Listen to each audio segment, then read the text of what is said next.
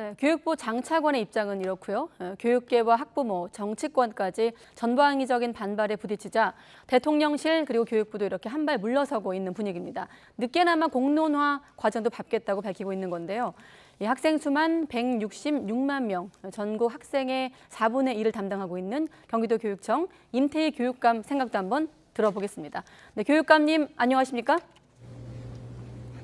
네, 안녕하세요. 임태희입니다. 네, 지난 나흘간 굉장히 이 문제로 논란이 뜨거운데 일단 전반적인 언론 보도의 어떤 톤을 보면 기습 발표, 불쑥 발표한 이후 좀 한 발 물러선 모습으로 보이거든요. 교육감님은 어떻게 보고 계십니까, 이번 문제?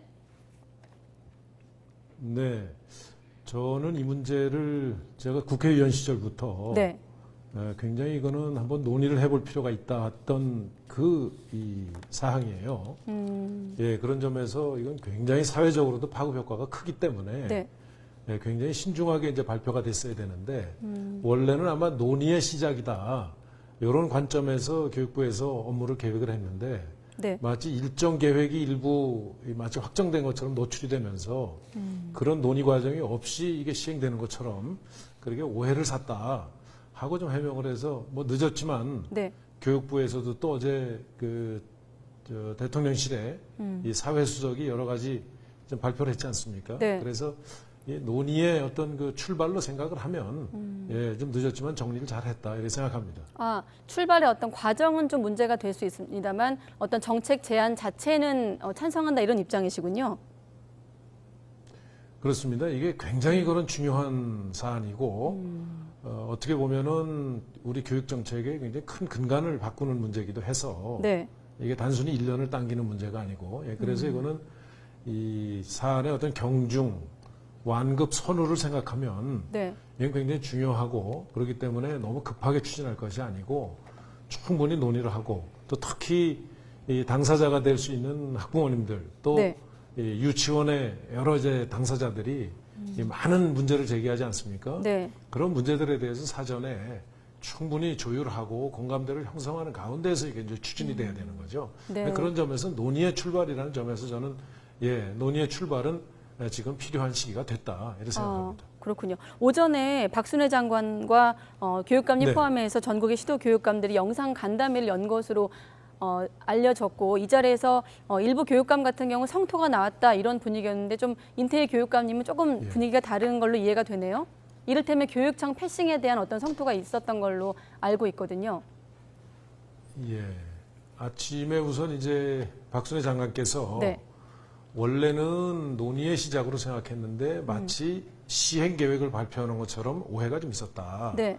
그래서 언론 보도하고는 조금 다른 식으로 이게 대통령께 보고된 걸로 이렇게 설명을 했었습니다. 네. 예, 근데 그렇다 하더라도 이건 중요한 사안이기 때문에 몇몇 교육감들께서는 이런 논의 과정이 생략된 거에 대해서 굉장히 이건 아쉽다. 그리고 교육부가 이게 무리하게 추진할 사항이 아니다. 또 현실 여건이 네. 또 이렇게 당기는 것만이 능사냐 하는 지적이 있었어요. 또 네. 그러면서도 여러 가지 이제 교육부가 생각하는 그 취지의 설명을 듣고는 어쨌든 국가교육위원회가 이 문제는 좀 논의를 해서 네. 이 공론화를 해나가고 그 과정을 통해서 이게 결정이 돼야 될 사안이다.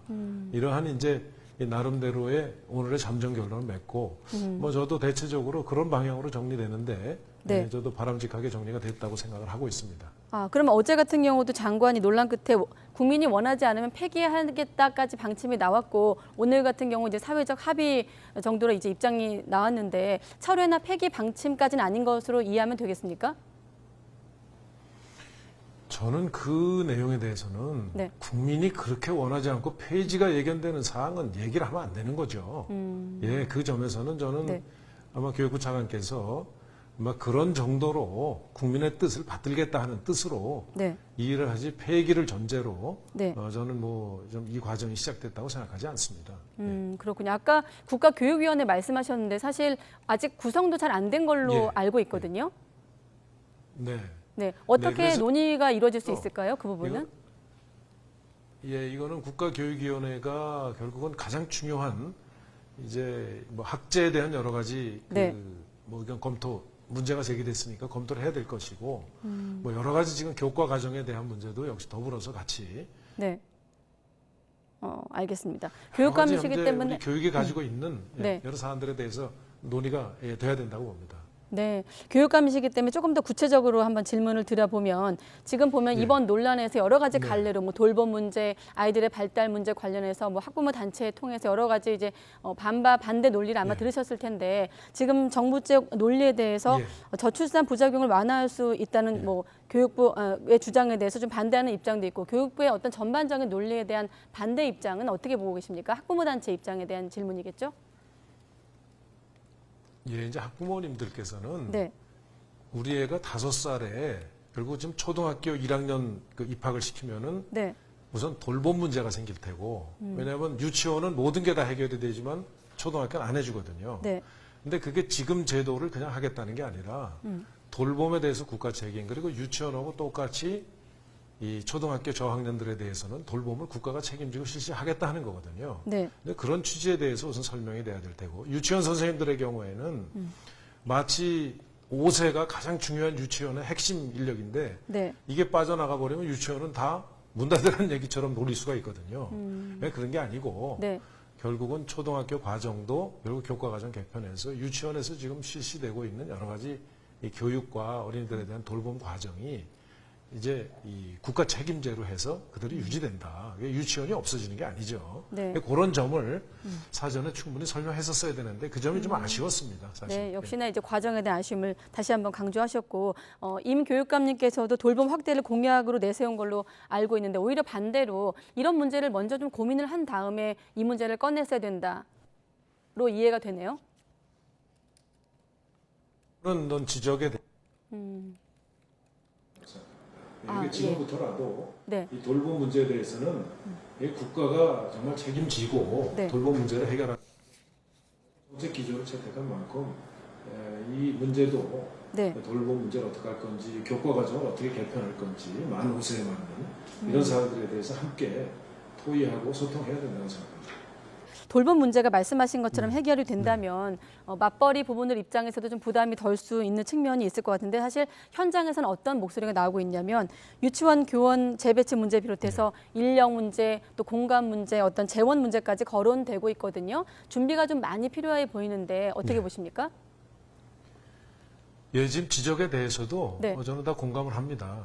그래서 경기도 같은 경우에서도 보면은 예. 예를 들면 시흥이나 성남 같이 일부 지역에서는 이미 지금 그 교육부가 가려고 하는 그런 정책으로 네. 예를 들면 돌봄에 대해서는 지자체와 협치를 해서 지자체가 담당을 하고 책임지는 체제로 넘어가 있거든요. 네. 그러니까 그런 경우는 굉장히 학부모님들도 만족도도 높고 그 학생들도 만족도가 높은 상황이라고 듣고 있습니다. 그러니까 예를 들면 그런 좋은 사례들이 있기 때문에 네. 지금 학부모님들, 유치원 선생님들 걱정하시는 여러 사항들은 이제 지금부터 만약에 이런 정책 방향을 채택을 한다면 네. 국가적 과제 때문에 꼭 필요해서 한다면 생길 수 있는 여러 가지 이제 부작용이나 여러 가지 우려들에 대해서는 철저한 보완 대책이 준비돼야 됩니다. 그리고 그렇게 해야 이 정책은 성공할 수 있고요. 그렇군요. 앞으로 어떤 논의 과정 네. 이런 부분들을 강조하고 계시는데 교육부 장관에게 주로 누구를 만나서 어떤 목소리를 좀 들어야 한다고 보십니까? 이 부분은 현장 선생님들 말씀을 들어야 되고 유치원도 그렇고 초등학교도 그렇고 네. 왜냐하면은 초등학교에 있지 않습니까? 일부 방과후에도 하고 있고 예. 이제 이 부분에 대해서 학교 현장에서는 굉장히 이 학습 부담, 그 교육 부담에 이 부담을 그렇게 지는 거에 대해서 굉장히 이 어려워들 하고 있습니다. 네. 그래서 이런 그 유치원과 초등학교에 네. 그리고 유치원 원장님들 그리고 가장 당사자로서 걱정이 많으신 학부모님들을 네. 한번 광범위하게 만나서 의견을 들어보는 게 저는 바람직한 방향이라고 생각합니다. 네, 좀 더 현장의 목소리를 들어야 한다는 교육감님의 지적이셨습니다. 자, 세계적인 어떤 추세와 한번 비교를 해보면 어떻습니까? OECD 나라 가운데 우리나라가 만약에 이제 만 5세 입학을 하게 되면 지금 현재 4개 나라밖에 없는 것으로 알고 있거든요. 다른 나라의 어떤 추세와 비교해 본다면 교육감님은 어떻게 보십니까? 교육격차 문제도 교육부에서 지적을 했는데 네. 가장 이 문제에 대해서 논의가 시작된 것은 에 대한 이 대책 차원에서도 우리가 과연 지금과 같은 인구 발전할 수 있겠는가 하는 데 대한 우려가 사실 큽니다. 그런 점에서 보면은 네. 우리 학생들이 외국은 20대 초반이면 나오는데 사회에 네. 우리는 20대 후반 30대 돼서 사회에 진출하는 이 구조로 되어 있단 말이죠. 그래서 가급적이면은 사회 진출 시기를 당겨서 네. 부모가 직장을 다니고 있을 때 그 자녀들도 사회에서 자립할 수 있게 네. 이런 이 사회 이 시스템을 갖추는 것이 바람직하다. 선진국들이 우리나라하고는 저출산 고령화에 대한 근본적인 문제가 다릅니다. 우리나라는 세계에서 가장 빠른 속도로 지금 고령화가 되고 있기 때문에 여러 가지 선진국에서 또 다른 나라에서 하지 않는 이런 대책이 지금 절실한 저는 이런 상황이라고 생각합니다. 네. 자, 음향 상태가 좀 안정된 것 같아서 제가 추가 질문 한 가지만 드리겠습니다. 오늘 교육감님 어렵게 연결했기 때문에 예. 다른 현안인데 교육부가 지난주에 자사고는 유지하되 외고는 폐지하겠다 이런 방침을 밝혔거든요. 이게 이제 대통령의 특목고 존치 네. 공약과 배치가 되면서 일부 논란이 일고 있는 부분이 있고 또 교육감께서는 특목고나 자사고 유지 방침을 약속한 걸로 이제 공약으로 알고 있는데 여기에 대한 임태희 교육감님의 생각을 들어볼 수 있을까요? 교육의 가장 큰 방향은 네.